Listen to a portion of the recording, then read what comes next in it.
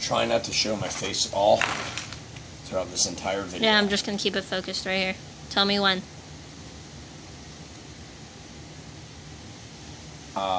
Okay, go. Go. Alright, hey guys, this is Chris from Survivor Ties. I'm making a quick video for all the people that bought the Damascus steel pen tubes from us to try to show you how to put these together. Bear with me, I don't make many videos. You're going to get your pen tubes coated in oil. I would say when you first get it, go ahead and wipe it down, and then take your paper towel, make like a cone out of it, feed it in here, run it through, make sure you clean your oil out of the hole inside. You know, try to get yourself a really nice like pipe cleaner style twist to this. Just feed it through, get it in there, run it through a couple times, try to dry most of the oil. It comes off pretty easy. Alright, now you guys are either going to get two kind of tubes. You're going to get a tube where you fit in on one side. Now, see how that free? No pressing. And then the other side, it might not go in, or you're going to get a tube where it doesn't fit into either side. Like it'll just fit in to try to fit into the nib. Now, or fit into the tip there, you know, but it's just going to kind of jam. The first thing I want to say is, don't try to press these. If you're off by a micromillimeter, these don't give like a brass tube. You're going to get jammed, and when you try to knock it apart, you are going to break your kit. This is Damascus steel. It's soft, but it's not that soft. It doesn't have any give. So I'm going to go over how I put these together and how they work for us. If you want to alter how I do this to your way, that's fantastic. So we're going to go ahead and do one that has two no ends, or one no end. Let's see, which one did we already clean out? This one, okay. So this one, this end, it slides in really good. You can see here it's dang near on the money. I mean, you can tell the difference of where it changes, but they're perfect. Okay, so what I have been doing is using a Dremel.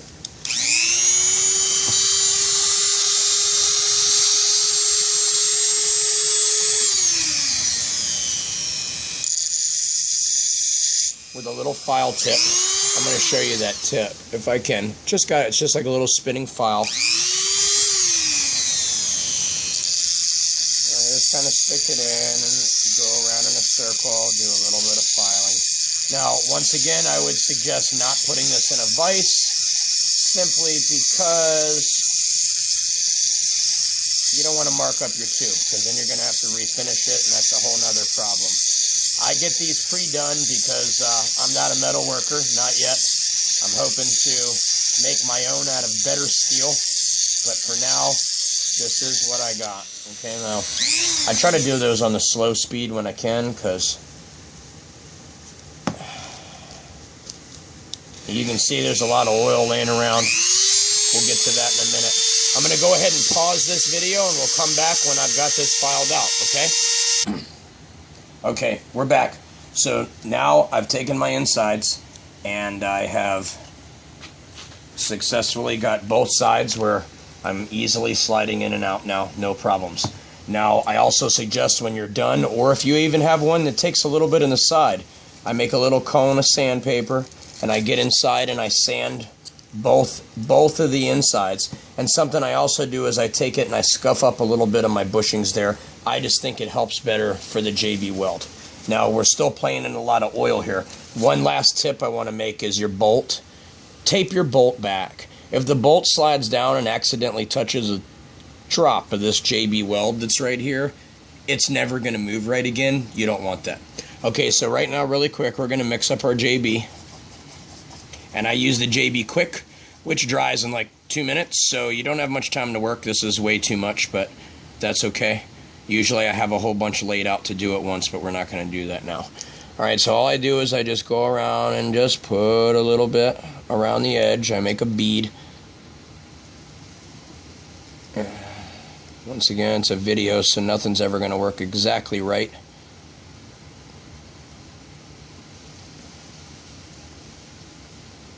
This is actually a little easier to do once it's about at its halfway thickness point. I prefer it like that. Okay, you'll see I got a little bit on the top right there, so I actually want to wipe that off. Make sure that nothing gets left there. Nothing gets left at all on the inside by mistake. You don't want anything on the inside of that.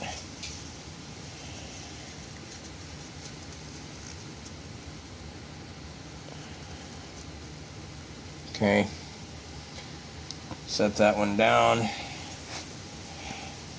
Dang, there's a lot of oil everywhere. Gonna really quick put some on the other tip here. On this end, it's not so important not to get a little bit on the top, but you know, I used to put tape around the end of these to protect it, but now I don't bother too much. So okay, so here's our tube.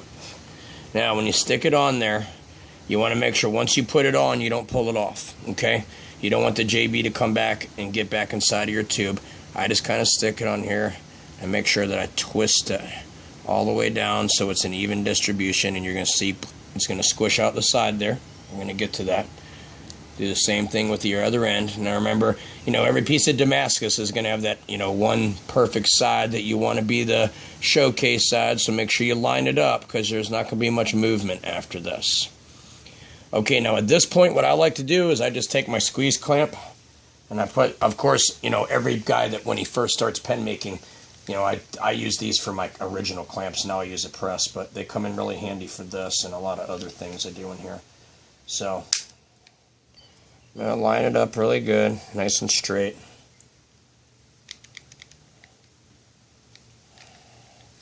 Clamp it in. And I'm going to take my first paper towel, just try to get a good grab. Wipe as much as that JB off in one swoop as you can. You want to get this while it's as wet as possible. When this starts to dry, it gets really difficult to get off of the outside. You don't want that. Okay, now take a little bit. Now when it comes to oil in these, this is high carbon Damascus. You're going to need to wipe them down with oil and tell your customer to do the same. You know, not all the time, but quite often. But I want to use a bunch here to make sure the JB doesn't stick, because you know, you could always get, you don't want to get a little drop of it in that trim, because once it's there and it hardens, it's not going to come out.